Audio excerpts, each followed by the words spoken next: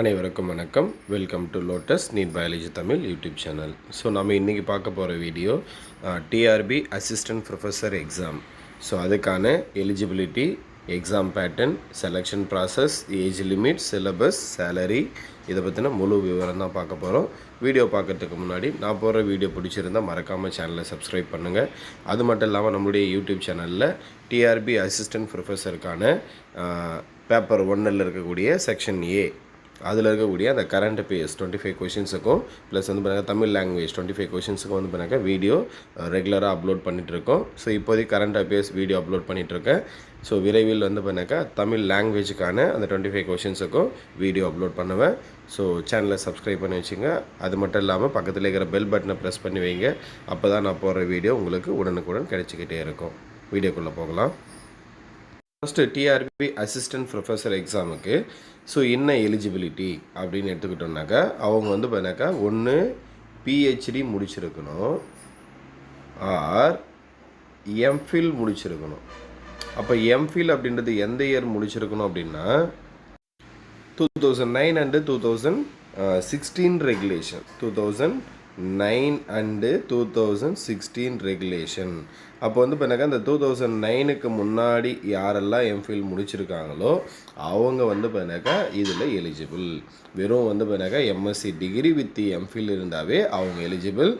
So ஒன்று PhD இருக்கணும் R MPhil degree இருக்கணும். எம்ஃபில் வந்து பார்த்தாக்கா ஒரு பர்டிகுலர் இயருக்கு முன்னாடி முடிச்சிருந்தால் மட்டும் தான் எலிஜிபிள். இப்போ ரீசெண்டாக முடித்தவங்கலாம் எலிஜிபிள் கிடையாது. அப்படி இது இல்லை அப்படின்னாக்கா ஃபஸ்ட்டு மெயினாக வந்து பார்த்தாக்கா அது இல்லை அப்படின்னா MSc with net or set, Tamil Nadu state government நடத்தக்கூடிய செட் எக்ஸாம், சரிங்களா, இதில் முடிச்சிருக்கணும். அப்போ பிஹெச்டி முடிச்சிருக்கணும். எம்ஃபில்லாக இருந்தால் ஒரு பர்டிகுலர் இயருக்கு முன்னாடி முடிச்சதாக இருக்கணும்.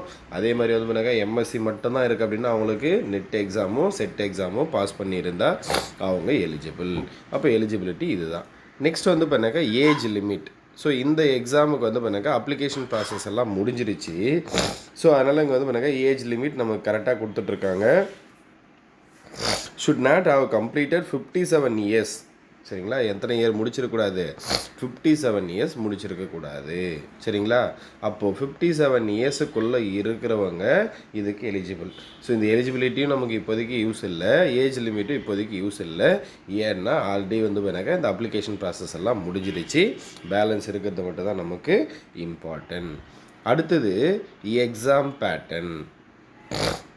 எக்ஸாம் பேட்டர்ன் அப்படின்னு எடுத்துக்கிட்டாக்கா டோட்டலாக வந்து பண்ணாக்கா 2 பேப்பர் இருக்குது, பேப்பர் 1 பேப்பர் 2. அப்போது பேப்பர் 1 பேப்பர் 2 அப்படின்னு சொல்லிட்டு 2 பேப்பர் இருக்குது.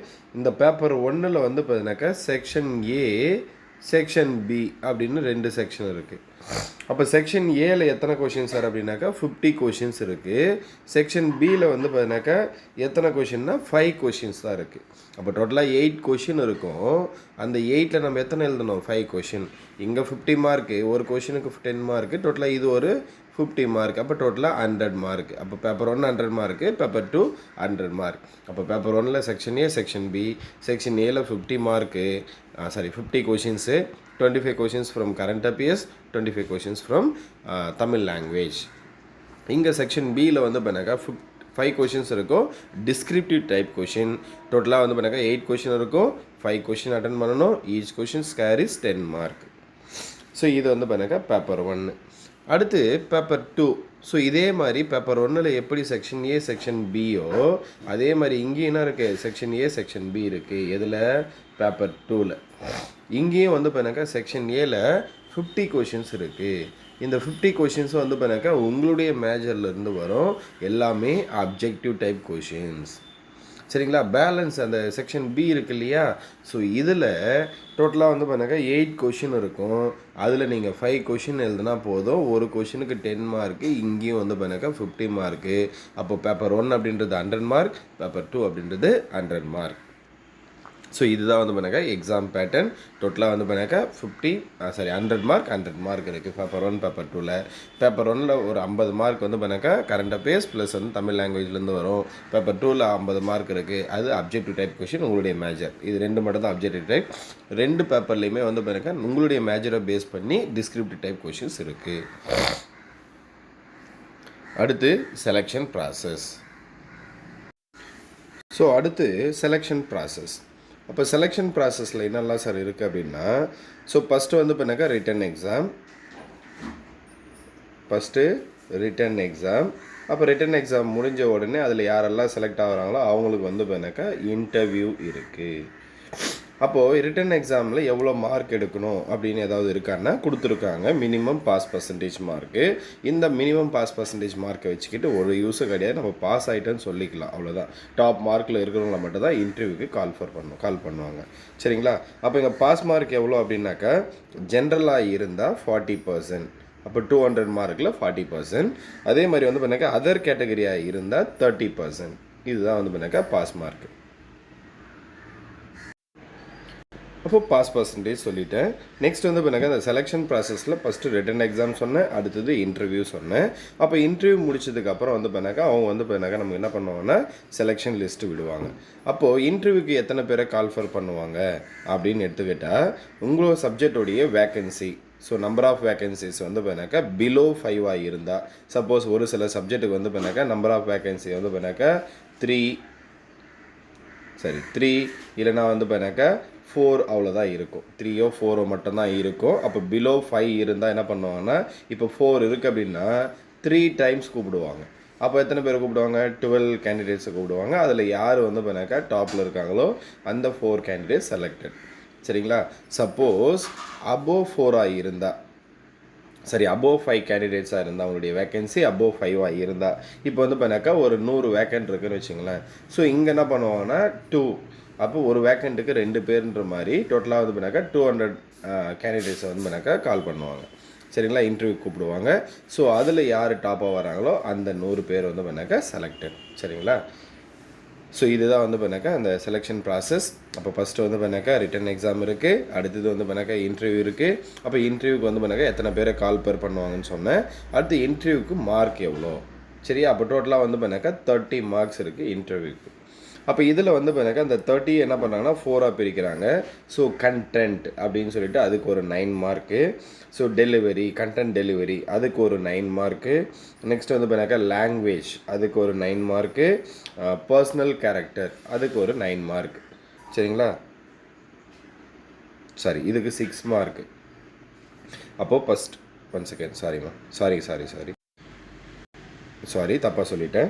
ஸோ இங்கே வந்து பண்ணாக்கா கண்டென்ட், ஸோ இந்த கண்டென்ட்டுக்கு வந்து பண்ணாக்கா 9 மார்க்கு. ஸோ கண்டென்ட் டெலிவரிக்கு வந்து பண்ணாக்கா 9 மார்க்கு. நெக்ஸ்ட் வந்து பண்ணாக்கா லாங்குவேஜுக்கு வந்து பண்ணாக்கா 6 மார்க்கு. பர்சனல் கேரக்டர், ஸோ இதுக்கு வந்து பண்ணாக்கா 6 மார்க். அப்போ டோட்டலாக வந்து பண்ணாக்கா 30 மார்க். இப்போ யாருக்கெல்லாம் இந்த 30 மார்க் இன்க்ளூட் ஆகும்னா எல்லாருக்குமே இன்க்ளூட் ஆகும். சரிங்களா? அப்போ ஃபஸ்ட்டு ரிட்டன் எக்ஸாம், செகண்டு இன்டர்வியூக்கு எத்தனை பேரை கால் பண்ணுவாங்கன்னு சொல்லிவிட்டேன். அடுத்து இன்டர்வியூக்கு எப்படி மார்க் அலாட் பண்ணுவாங்கன்னு சொல்லிவிட்டு இந்த 30 மார்க்.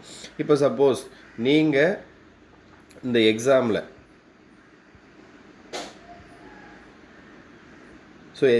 வெறும் பிஹெச்டி தான் முடிச்சிருக்கீங்க, இல்லை வந்து பண்ணாக்கா நெட்டு செட்டு முடிச்சிருக்கீங்க, நீங்கள் எலிஜிபிள் எக்ஸாமெல்லாம் எழுதிட்டீங்க. சரிங்களா?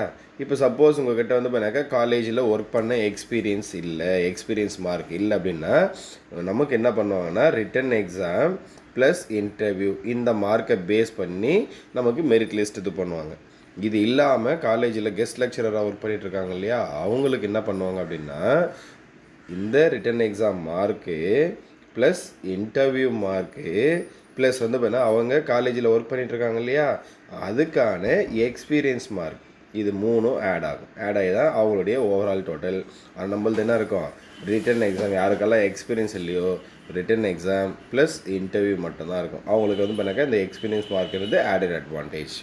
அப்போது யாருக்கெல்லாம் வந்து பண்ணாக்கா இந்த எக்ஸ்பீரியன்ஸ் மார்க் இல்லையோ நீங்கள் என்ன பண்ணணும்னா இந்த ரிட்டன் எக்ஸாமில் மார்க்கு ஸ்கோர் பண்ணுறதுக்கு பார்க்கணும். ஏன்னா இந்த இன்டர்வியூ அப்படின்றது மேக்ஸிமம் அந்த இடத்துல நம்ம எப்படி வந்து பண்ணாக்கா பர்ஃபார்மன்ஸ் பண்ணுறோமோ அதை பேஸ் பண்ணி தான் வரும். ஆனால் இந்த ரிட்டன் எக்ஸாம் மார்க்ன்றது நம்ம இங்கே போடக்கூடிய அந்த எஃபர்ட்னால இன்க்ரீஸ் ஆகும் மார்க்கு.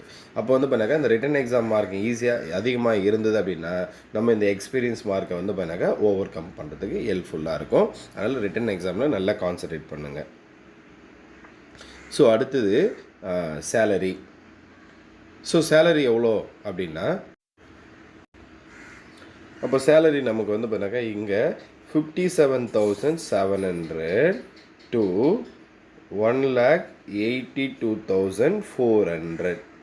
ஸோ இங்கே வந்து பண்ணாக்கா லெவல் வந்து பண்ணாக்கா 10 கொடுத்துருக்காங்க. ஸோ இதுதான் வந்து பண்ணாக்கா சேலரி.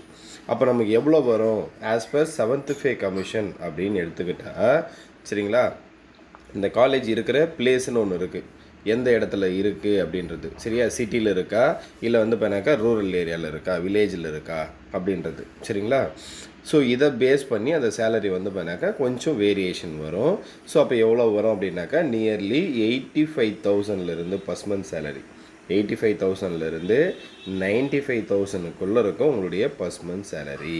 இப்போ நீங்கள் அசிஸ்டன்ட் ப்ரொஃபஸராக ஜாயின் பண்ணிங்க அப்படின்னா உங்களுடைய first month salary suppose rural ஏரியாவாக இருந்தால் 85 to 90,000 கிடைக்கும். இதே வந்து பண்ணாக்கா சிட்டியாக இருந்தால் 90 to 95,000 கிடைக்கும் உங்களுக்கு சரிங்களா. இதுதான் வந்து சேலரி. அப்போ இவ்வளோ சேலரி கிடைக்கிது அப்படின்னா நம்ம என்ன பண்ணணும், உட்காந்துட்டு ரிட்டன் எக்ஸாமுக்கு நல்லா படிக்க ஆரம்பிங்க. ஏன்னா நம்மளுடைய டிஆர்பி போர்டு வந்து பண்ணாக்கா அடுத்த இயர் எலெக்ஷன் இருக்கிறதுனால அவங்க ப்ராசஸை வந்து பண்ணாக்கா ஸ்பீடப் பண்ணிகிட்டே இருக்காங்க. அதனால் நம்ம வேலைக்கு போகணும் அப்படின்னா இருக்கிற டைமை கரெக்டாக யூட்டிலைஸ் பண்ணிக்கோங்க.